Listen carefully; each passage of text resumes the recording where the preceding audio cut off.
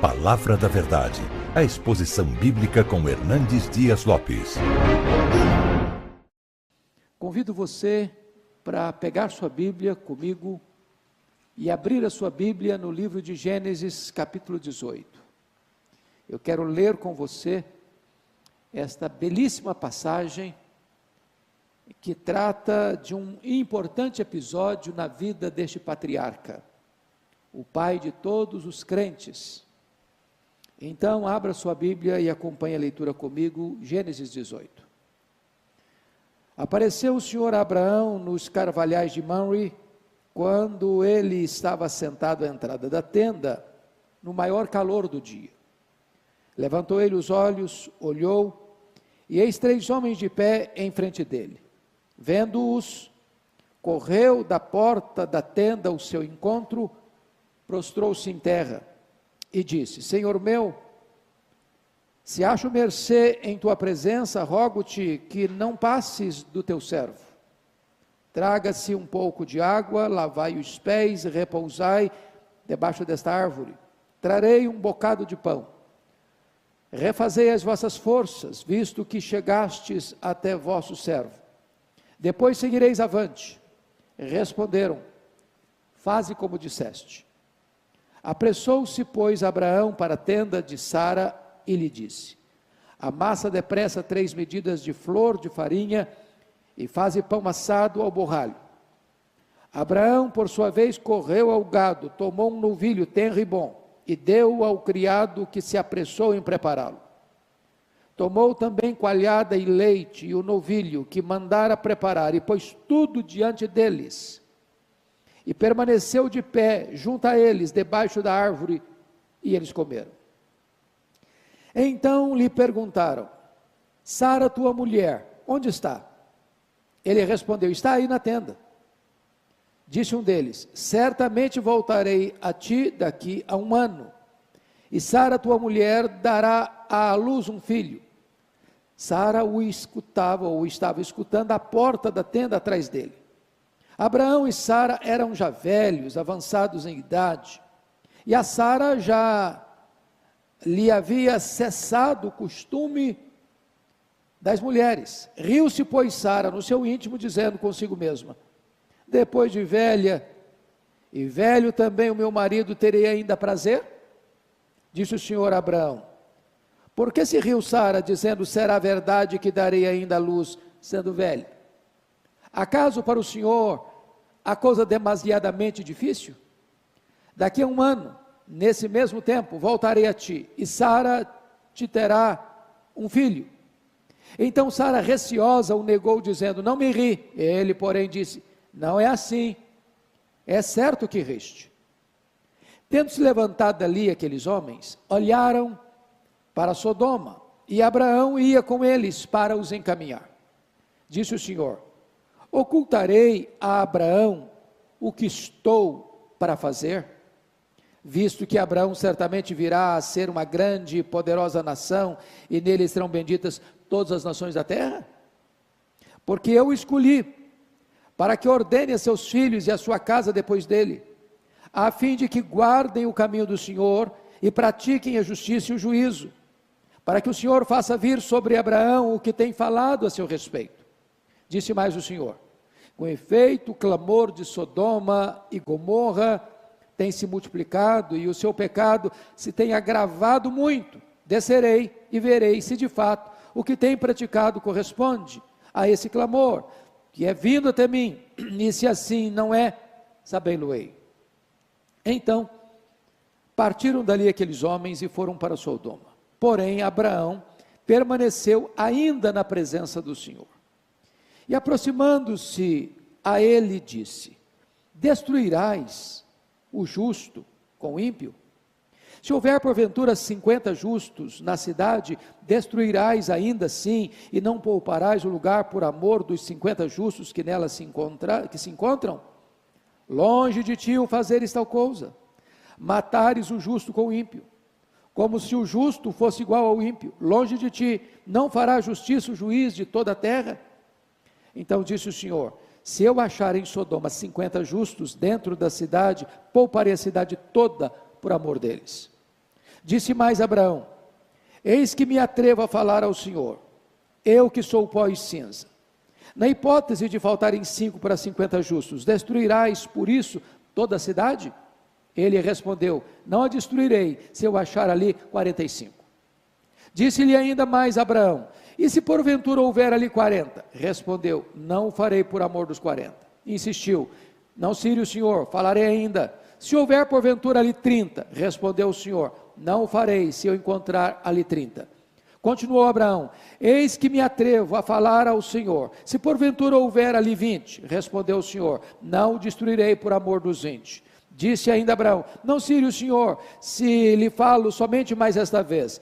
Se porventura houver ali 10, respondeu o Senhor: não a destruirei por amor dos 10. Tendo cessado de falar a Abraão, retirou-se o Senhor, e Abraão voltou para o seu lugar. Bom, eu quero pensar com você sobre o seguinte tema: quando o Senhor visita a nossa casa, quando o Senhor visita a nossa família. Eu gostaria de situar esta passagem para que você entenda o contexto. Abraão foi tirado de Ur dos Caldeus, e Deus o ordenou a sair do meio da sua terra, do meio da sua parentela, ir para uma terra que Deus haveria de mostrá-lo, e Deus haveria de abençoá-lo e fazer dele uma bênção para as nações. E diz a Escritura que Abraão vai, Abraão levanta altares a Deus, mas diz a Escritura que depois de obedecer a Deus, ele passa por uma primeira prova.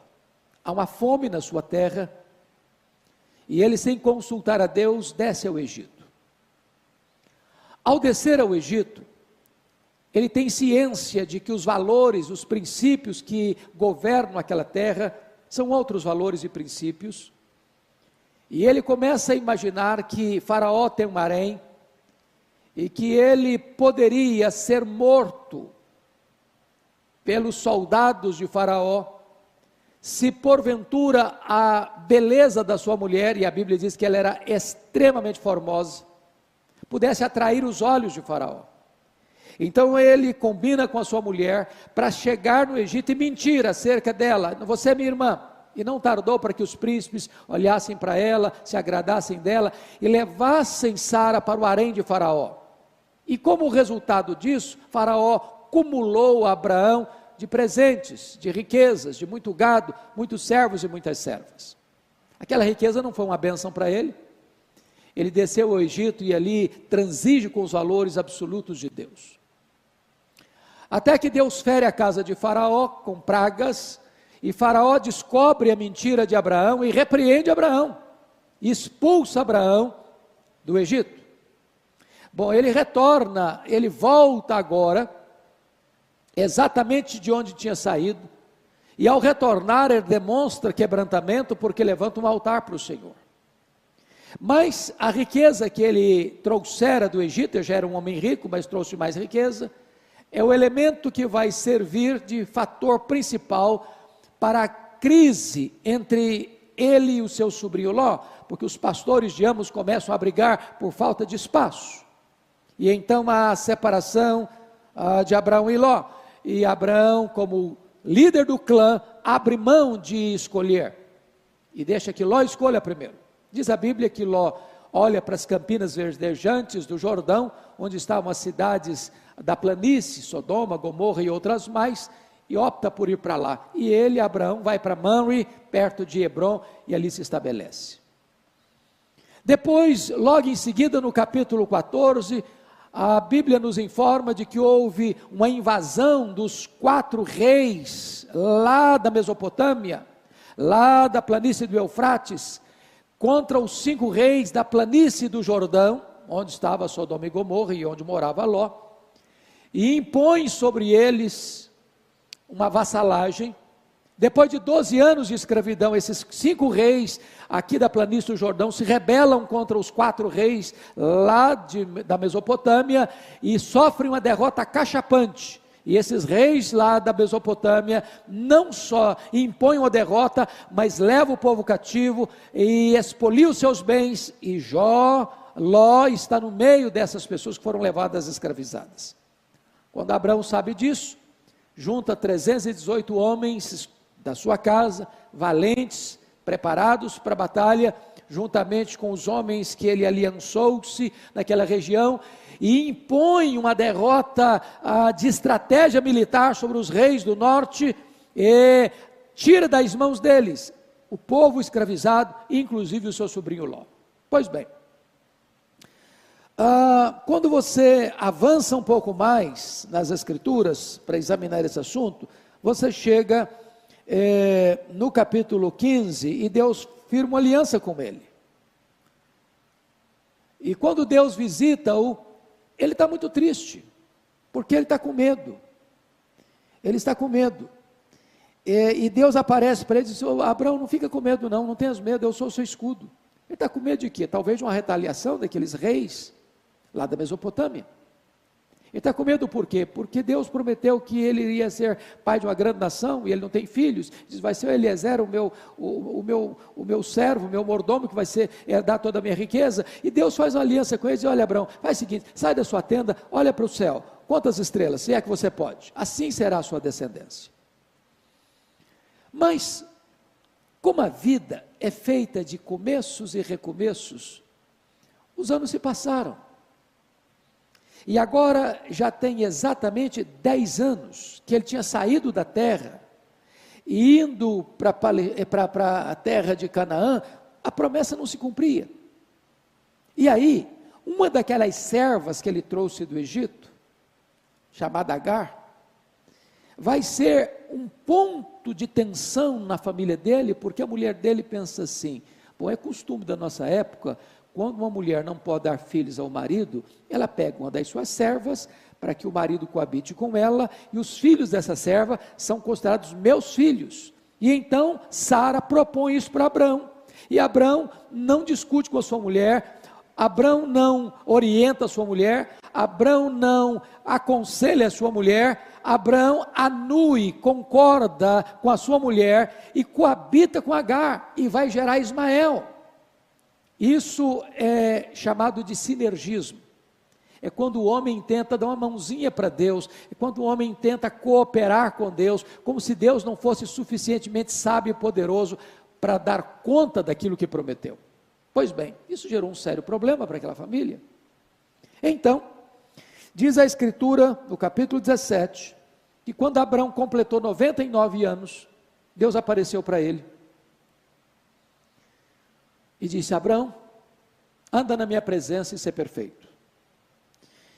E Deus firma uma aliança com ele e estabelece a circuncisão como selo dessa aliança. Deus é maravilhoso, porque é o Deus que perdoa, é o Deus que restaura. Você anda com Deus um tempo, depois você dá uma escorregada e você fraqueja, e Deus não desiste de você, Deus não abandona você, Deus volta a você, Deus propõe um recomeço com você, Deus restaura você, Deus renova a sua aliança com você. E então, com 99 anos, Deus renova a aliança, muda o nome dele de Abrão para Abraão, de grande pai para pai de uma multidão, muda o nome de Sarai para Sara, e agora, logo em seguida, porque tem 99 anos, foi dentro daquele ano ainda, é que entra a passagem que acabamos de ler, capítulo 18. Quando Abrão está na sua tenda, na porta da sua tenda, lá nos carvalhais de Mamre, assentado à entrada da tenda, calor imenso, hora mais quente do dia, talvez meio-dia, e ele olha, defronte dele tem 3 homens, e já naquele momento Abrão tem um discernimento, que não são apenas peregrinos, não são apenas beduínos que estão caminhando por aquelas regiões desérticas de Hebrom. Ele reconhece que aqueles homens têm algo de especial, e mais do que isso, que é uma visitação de Deus à sua casa, à sua tenda, à sua família. E então diz o texto que ele corre ao encontro deles, E ele, vendo-os, correu da porta, verso 2, da tenda ao seu encontro, e prostrou-se em terra. Prostrou-se em terra. Quero destacar para você que alguns pais da igreja, e até mesmo o reformador Martim Lutero, chegou a pensar que esses 3 homens são a expressão do Pai, do Filho e do Espírito Santo, que seria uma representação da Trindade ali para Abraão. Particularmente, e baseado na maioria dos estudiosos, eu preciso discordar desse pensamento, e penso eu que o texto nos leva a outra conclusão, porque na verdade, o que acontece ali é que nesses 3 homens, um desses homens representava o Senhor, Deus Jeová, Deus Javé. E você pode ler comigo, por exemplo, o verso 13, disse o Senhor a Abraão. Então, quem está falando não é um anjo. O verso 14, acaso para o Senhor a coisa é demasiadamente difícil? O versículo 17, olha comigo, disse o Senhor, ocultarei a Abraão o que está para fazer, o que estou para fazer? Então, quem está falando aqui não é um anjo, é o Senhor, é um desses 3 homens, é a pessoa do Senhor. Olha ainda verso 22, então partiram dali aqueles homens, e foram para Sodoma, porém Abraão permaneceu ainda na presença do Senhor. E quando você avança um pouco mais no entendimento, você já vai lá para o capítulo 19, versículo 1, ao anoitecer vieram os 2 anjos a Sodoma. Então, enquanto Abraão fica com um dos homens, que é o Senhor, os outros 2 homens são 2 anjos. Então, o que eu quero levantar para você é a bênção de Deus chegar na sua casa, é a presença de Deus no seu lar, é Deus retornando à sua casa, para renovar com você a sua aliança, para trazer palavras de bênção, para trazer palavras de esperança, para trazer palavras de vida, para um casal que já estava amortecido e não tinha a mínima possibilidade de gerarem filhos. O Senhor está vindo lá para dizer o seguinte: olha, daqui a 1 ano vai acontecer, eu falei, eu prometi, e eu sou poderoso para cumprir, porque para Deus, para o Senhor, não há coisa demasiadamente difícil. Talvez a maior necessidade que você e eu temos é da visita do Senhor, é da presença do Senhor na nossa vida, na nossa casa, na nossa tenda, na nossa família. É isso que está acontecendo aqui. E o primeiro retrato que eu encontro aqui de Abraão, então, nesse texto, Abraão, o anfitrião. O anfitrião. Então vamos olhar comigo, por gentileza, a partir do verso 3, porque Abraão, ele demonstra uma solicitude imensa, uma alegria imensa, um prazer imenso, uma pressa extremamente eloquente para receber aqueles 3 homens na sua casa. Ele é um anfitrião e ele tem prazer nisso. Então vamos ver isso, por gentileza. Primeiramente, olha comigo o versículo 3, quando ele diz: rogo-te que não passes do teu servo, fica aqui, fica comigo. Lembra lá dos 2 caminhantes de Emaús, quando disseram para o Senhor: já é tarde, fica conosco. É essa consciência de que o Senhor é tão precioso para nós, e é tão bom quando Ele está na nossa casa, é tão bom quando Ele está dentro da nossa família, é tão bom quando a presença dEle é real na nossa família, na nossa casa, no nosso lar. Segundo, olha comigo, versículo 4, o que Ele propõe? Traga-se um pouco de água. Isso era uma forma de acolhida calorosa, porque se caminhava a pé, por aquelas regiões desertificadas, muita poeira, e o primeiro gesto de que você era um bom anfitrião, era que quando a pessoa chegava, você colocava água para lavar os pés. Olha mais, repousai debaixo dessa árvore. O segundo aspecto da característica de Abraão como hospedeiro e como anfitrião, era não apenas lavar os pés, mas também repousar, descansar. Olha, em terceiro lugar, o que ele vai estabelecer para eles? Refeição beduína. E eu chamo a sua atenção para os versículos 5 a 8, porque tem aqui vários aspectos de que os beduínos são muito generosos nas suas refeições. E Abraão está demonstrando isso aqui Veja comigo, por favor. Primeiramente, ele vai colocar, traga-me um bocado de pão. E eu chamo a sua atenção para as características desta hospitalidade de Abraão. Primeiro, Abraão serviu imediatamente. Versículo 4: traga-se um pouco de água, lavai os pés e repousai debaixo desta árvore. As pessoas estão acabando de chegar, o Senhor e 2 anjos, e ele imediatamente já toma decisões e medidas para acolhê-los com grande fervor, com grande entusiasmo. Segundo, ele faz uma recepção pessoal. Olha comigo o versículo 5: trarei um bocado de pão. Quando você vê trarei um bocado de pão, quando vai pedir para Eva, para Sara fazer o pão, ele pede 3 medidas. 3 medidas, gente, é muito pão. É pão para muita gente. Ele está servindo 3 pessoas. Mas ele é humilde, ele não quer dizer, não vou fazer um banquete, não. Ele usa uma linguagem de humildade. E é um trabalho pessoal. Eu trarei um bocado de pão.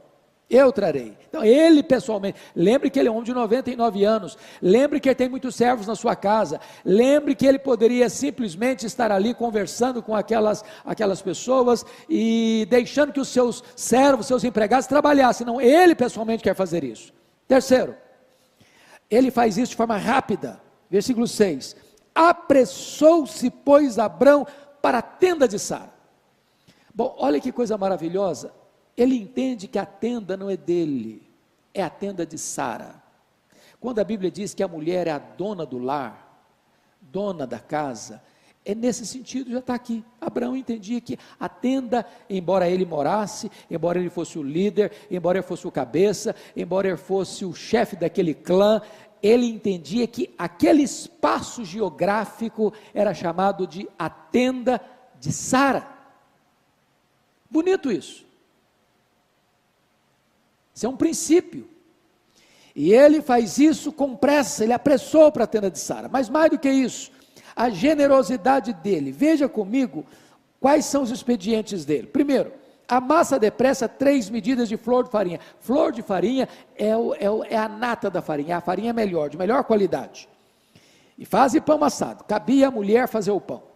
Agora olha o versículo 7, Abrão por sua vez correu ao gado, 99 anos, ele não vai ao gado, ele corre ao gado, ele tem pressa, e corre ao gado. Mas para que ele vai lá? Para tomar um novilho tenro e bom. Ele escolhe o bezerro cevado, ele escolhe o melhor, ele escolhe o mais tenro, ele escolhe o que ele tem de melhor. E diz o texto, versículo 7, deu ao criado, que fez o quê? Que se apressou em prepará-lo. Tudo é feito da melhor qualidade, tudo é escolhido com abundância, e tudo é feito com pressa. Agora veja você comigo o versículo de número 8, olha aí: tomou também coalhada e leite e o novilho que mandara preparar e pôs tudo diante deles, é uma mesa farta, é uma mesa de um beduíno, e mais, diz o texto aí no versículo 8, que ele permanece de pé, como garçom, que está servindo, como garçom, que não é para bater papo, não é para puxar conversa, não é para perguntar, tem a única finalidade de estar ali para servir, para oferecer o melhor, para dar mais conforto aos seus convidados, e ele é o anfitrião, e ele fica ali, pronto e disposto a servir. Abraão, o anfitrião. A grande pergunta é, como você recebe o Senhor na sua casa? O Senhor se sentiria bem na sua casa, como sentia bem, por exemplo, na casa de Marta, Maria e Lázaro? O Senhor tem espaço na nossa família? Nós temos prazer em receber a presença dEle? O que é que nós estamos assistindo dentro da nossa casa? O que é que nós estamos ouvindo dentro da nossa casa? O que é que nós estamos conversando na nossa casa? O que é que nós estamos botando na mesa da nossa casa? Tudo isso traz glória para Deus, e dizemos com isso: Senhor, seja bem-vindo na nossa casa, seja bem-vindo na nossa família. Essa é uma lição que Abrão nos ensina. Abrão, o anfitrião. Mas, quero partir para o segundo ponto desse texto. Agora Abrão, o marido. Então você vai ver comigo, por gentileza, nos versos 9 a 15, porque no verso 9, há uma pergunta, e aqui depois que eles tomam a refeição, eles vão mostrar a finalidade daquela visita. Essa visita tem duas finalidades. A primeira delas, uma visita de graça à família de Abraão. Segundo, é uma visita de juízo às cidades da planície do Jordão, Sodoma e Gomorra. Vejamos então, olha a pergunta do verso 9. Então lhe perguntaram: Sara, tua mulher, onde está? Ele respondeu: está aí na tenda. Será que o Senhor e os dois anjos não sabiam onde Sara estava? Será que eles precisavam dessa informação? Será que eles não tinham esse conhecimento? Claro que a pergunta é retórica. A grande pergunta para um marido é esta: onde está a tua mulher? E onde está a tua mulher carrega por trás todo esse cenário. Como é que ela está? Como é que você tem tratado a ela? Como é que você tem convivido com ela? Como é que tem sido o seu relacionamento com ela? Eu tenho ministrado a você, Abraão, desde que você saiu de Ur dos Caldeus. Eu tenho falado com você, eu tenho visitado você, tenho dado promessas a você, eu tenho renovado as minhas alianças com você, eu tenho sempre reafirmado a minha palavra para você, de que eu vou suscitar a partir de você uma grande descendência. A grande pergunta é: onde está a sua mulher em tudo isso, Abraão?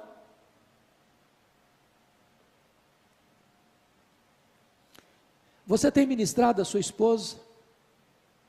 A sua esposa é uma mulher mais crente, mais piedosa, mais cheia do Espírito Santo, porque convive com você, porque se relaciona com você. Onde está a tua mulher?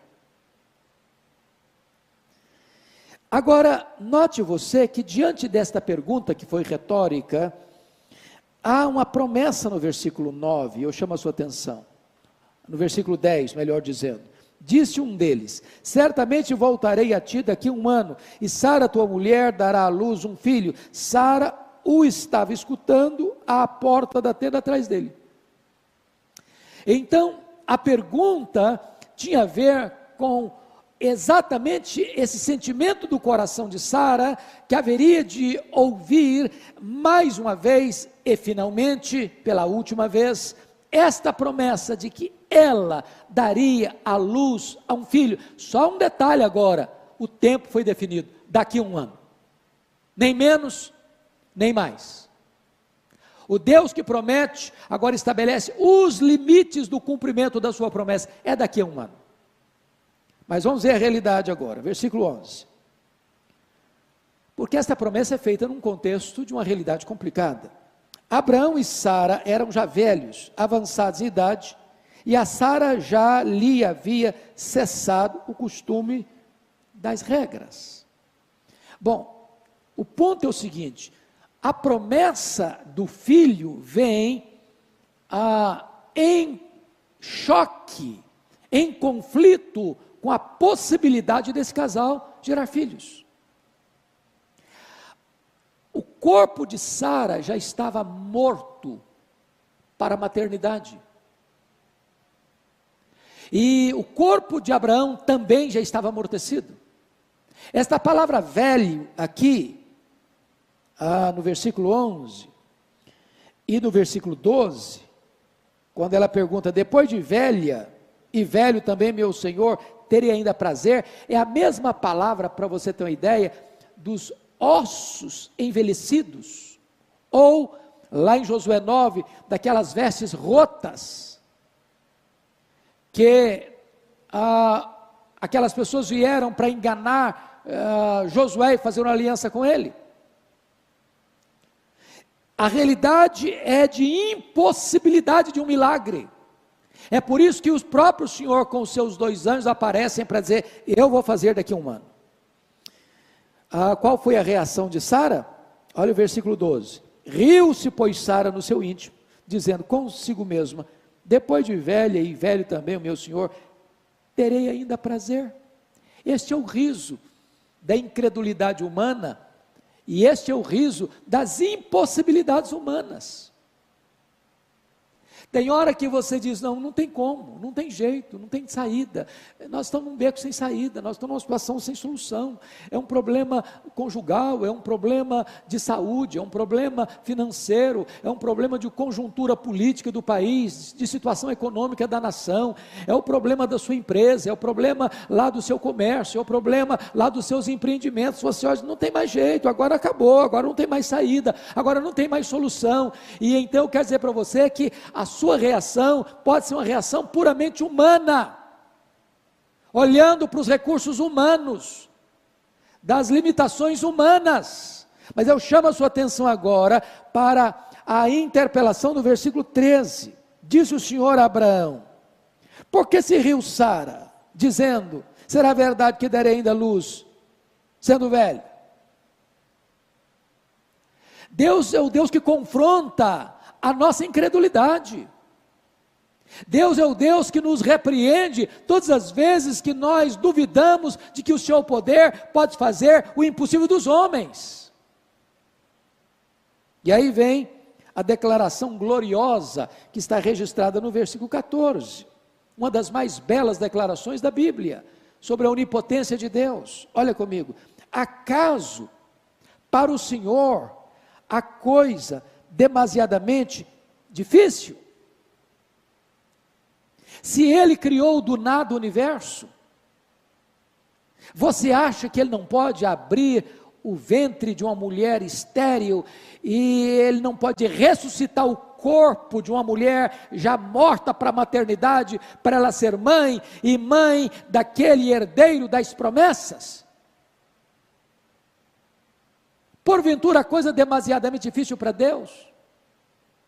Foi isso que Jó entendeu no final da sua vida. Agora eu sei que tudo podes, e nenhum dos teus planos pode ser frustrado. Foi isso que o anjo Gabriel disse a Maria, lá em Nazaré da Galileia, que para Deus não há impossíveis em todas as suas promessas.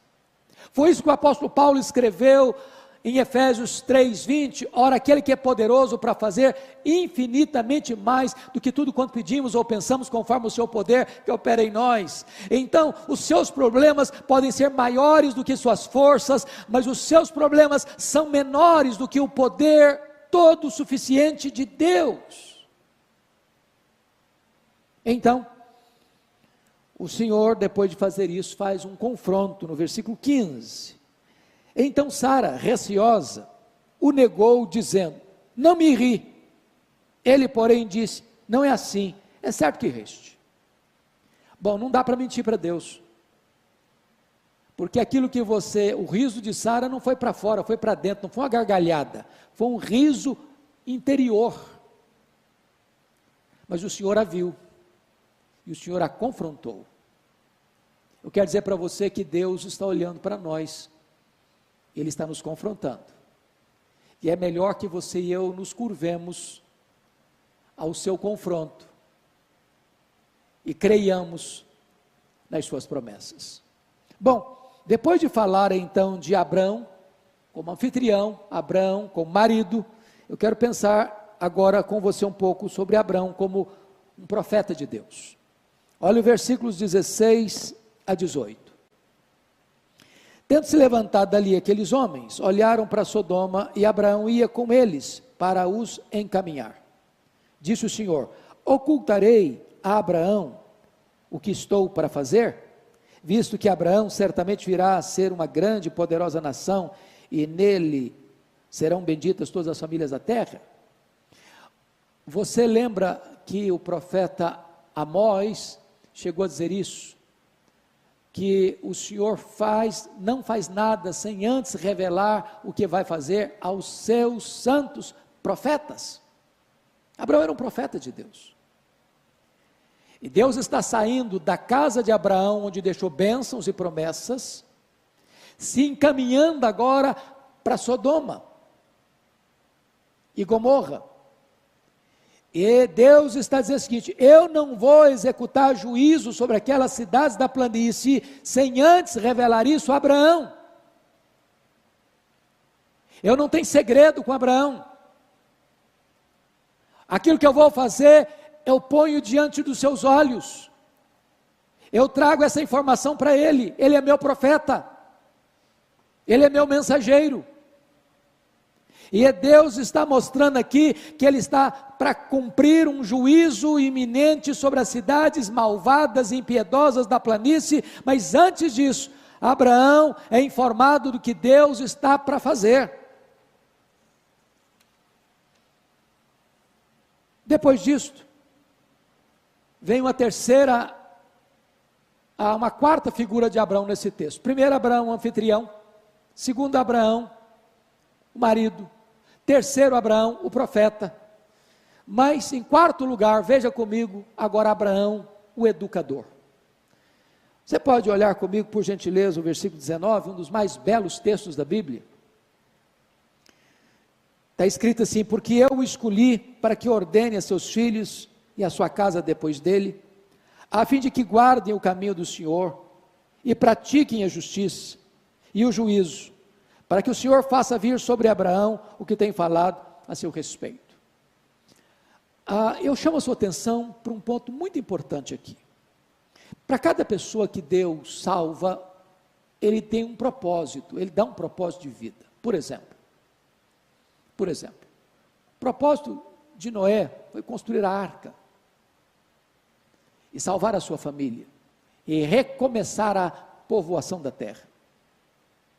O propósito de Moisés foi ser o libertador do seu povo da escravidão do Egito.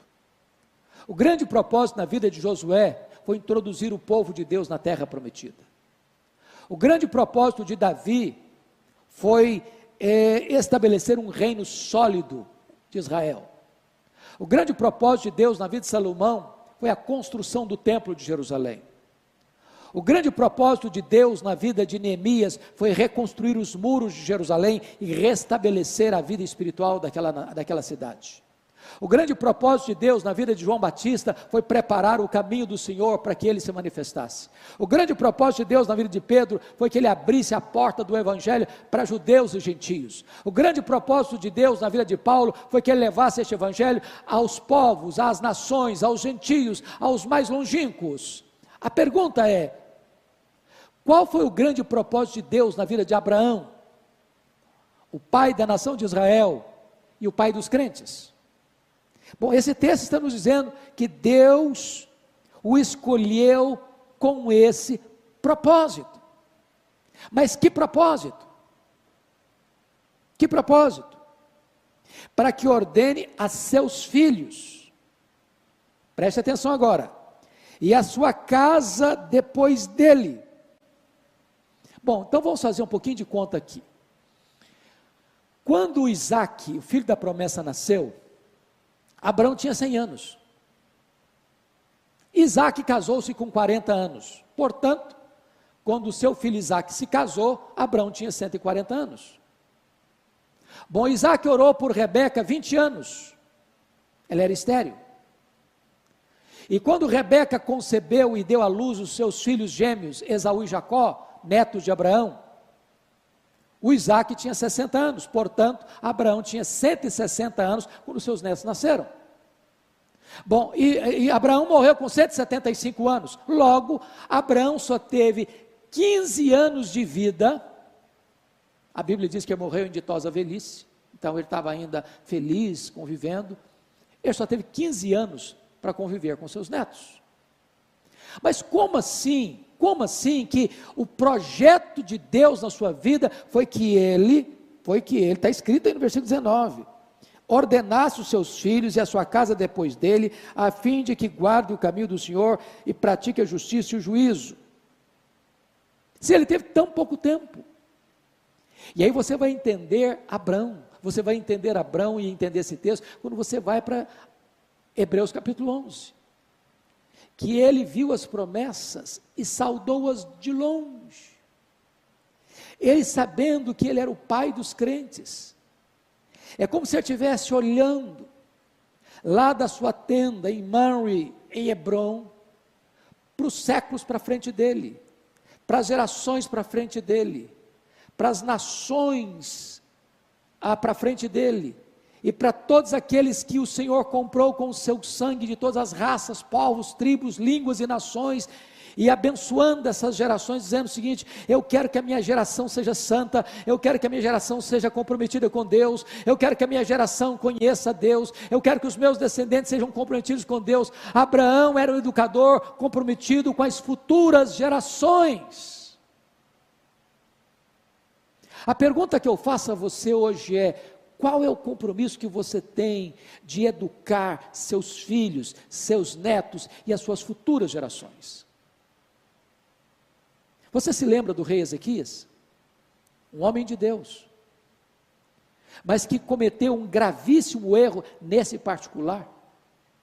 Quando ele tinha 39 anos de idade, Deus apareceu para ele e disse para ele colocar em ordem a sua casa, porque certamente ele morreria. E ele clama a Deus, ele chora diante de Deus, e Deus ouve a sua oração, estende-lhe a sua idade para mais 15 anos. E diz a Escritura que 3 anos depois de curado, ele gera um filho, chamado Manassés.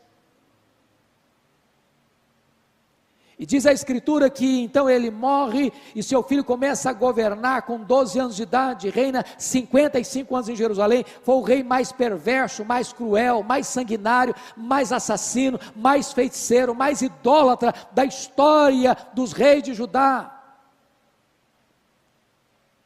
E diz a Escritura que quando ele foi curado, vieram caravanas da Babilônia para presenteá-lo, para se alegrarem com ele diante do milagre, não só da cura, mas da libertação do Império Assírio. E diz a Bíblia que Ezequias abre os seus tesouros da sua casa e mostrou quão grande era, quão poderoso ele era, quão rico ele era, quão esplendoroso ele era, e não disse uma palavra sequer de exaltação a Deus, de gratidão a Deus. Diz a Bíblia que aquilo foi mal aos olhos do Senhor, e Deus mandou Isaías à sua casa para repreendê-lo, e Isaías dá uma palavra dura para o rei Ezequias, dizendo: olha, essa Babilônia que você se envaideceu diante dela, voltará, e tudo aquilo que os reis ajuntaram até hoje, e tudo aquilo que você ajuntar daqui para frente, essa Babilônia vai levar. E tem mais: dos filhos que tu gerares serão levados cativos, serão feitos eunucos, serão castrados. E quando Ezequias escuta isso, em vez dele chorar como chorara 15 anos antes, ou melhor dizendo, como ele chorara depois que foi avisado de que ele morreria, diz a Escritura que depois dessa tragédia de que ele é informado que seus filhos serão cativos, serão castrados, ele responde assim: boa essa palavra, boa essa palavra. Mas acho que você não entendeu, rei Ezequias. Eu estou falando que a Babilônia virá e vai tomar esse povo, e vai levar esse povo cativo, os filhos vão ser levados cativos, vão ser feitos eunucos, e você vem me dizer que boa essa palavra? E ele justifica: boa essa palavra que disseste, porque eu morrerei em paz nos meus dias. Sabe o que significa isso? Sabe o que ele está dizendo? Quando isso acontecer, eu não estou mais aqui para contar essa história. Quando isso acontecer, eu não estou mais aqui. Então, depois que eu morrer, desculpem da expressão, que se danem as futuras gerações, eu não estou nem aí. Nós precisamos de pais, de mães comprometidos com a educação de seus filhos, de seus netos, de sua futura descendência. É isso que Abraão fez, e é isso que nós precisamos fazer. Mas eu queria concluir então a exposição desse texto. Primeiro, Abraão como anfitrião. Segundo, Abraão como profeta. Terceiro, Abraão, primeiro anfitrião, segundo marido, terceiro profeta. Quarto, Abraão como educador. E quinto lugar, Abraão como intercessor. É exatamente isso que você vai ver comigo a partir dos versos 20 a 33. E quando chega o verso 20, Disse mais o Senhor. Agora o Senhor vai revelar a Abraão o segundo motivo da sua visita à sua casa. A primeira foi uma visita de bênção para a família de Abraão.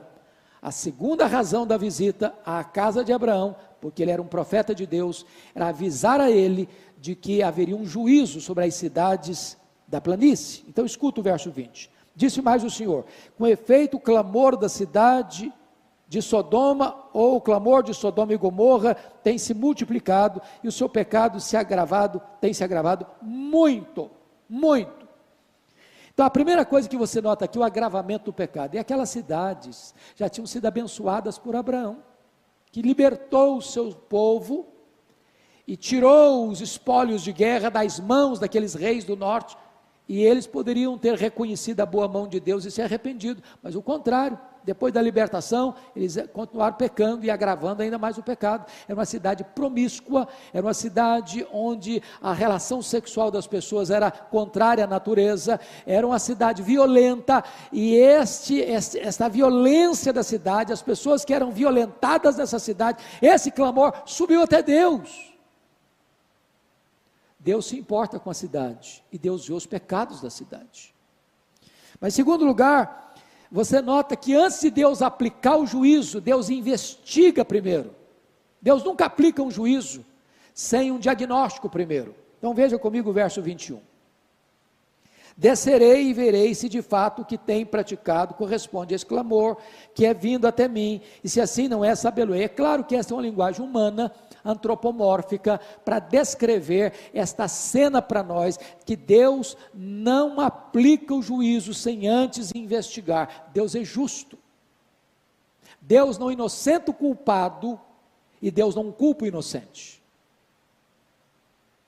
Bom, agora então vem o intercessor, permanecendo na presença do Senhor. Olha o verso 22. Então partiram dali aqueles homens, e foram para Sodoma. Eram 3 homens, um era o Senhor e 2 anjos. Porém Abraão permaneceu ainda na presença do Senhor. Então preste bem atenção agora. São 3 homens, um é o Senhor, 2 são anjos. Os 3 estão saindo juntos da casa do Abraão. Abraão, como um bom anfitrião, não só dá a eles um banquete, mas também os conduz na estrada para onde estão indo. E se você conhece a geografia de Israel, sabe que se você está lá nas alturas de Mamre, a região de Hebron, você caminhando um pouco, de lá de cima você tem uma vista abrangente da planície do Jordão, onde estava a cidade de Sodoma e Gomorra. Mas Abraão fica com o Senhor. Uma das pessoas desses 3 homens é o Senhor, e ele permanece na presença do Senhor, conforme o registro do verso 22. Porém Abraão permaneceu ainda na presença do Senhor. E para que permaneceu? Para interceder, para se colocar na brecha. Abraão tem compromisso com Deus, tem amor aos homens, é o intercessor. E a outra coisa, em quarto lugar, que eu chamo a sua atenção, que ele apela para o caráter justo de Deus. Chama a sua atenção para o verso 23, olha aí. E aproximando-se ele disse: destruirás o justo com o ímpio. Olha o verso 25, porque lapidar o verso 25. Longe de ti, Abraão faz uma apologia do caráter justo de Deus. Longe de ti o fazeres tal coisa, matares o justo com o ímpio, como se o justo fosse igual ao ímpio. Longe de ti, não fará justiça o juiz de toda a terra. Essa é uma forma de você interceder, é de você relembrar, é você trazer à tona na sua oração quem é Deus. Deus tem compromisso com Ele mesmo, Deus tem aliança com Ele mesmo, Deus tem compromisso com o seu caráter, Deus tem compromisso com os seus atributos, e Abraão está recordando a Deus quem Deus é. O Senhor não vai destruir o ímpio com o justo, porque tu és justo, e sendo tu justo, tu não hás de destruir o piedoso com o ímpio, o impuro com o puro.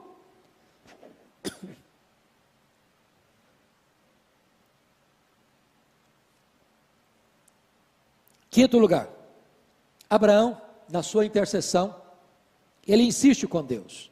Nos versos 24 a 32, tem 6 pedidos de Abraão, 6. Se tiver 50, se tiver 45, se tiver 40, se tiver 30, se tiver 20, se tiver 10, Deus diz, a todos os pedidos Deus disse sim. Não, se tiver 50 eu não destruo, 45 eu não destruo, 40 eu não destruo, 30 eu não destruo, 20 eu não destruo, 10 eu não destruo. Por que parou nos 10?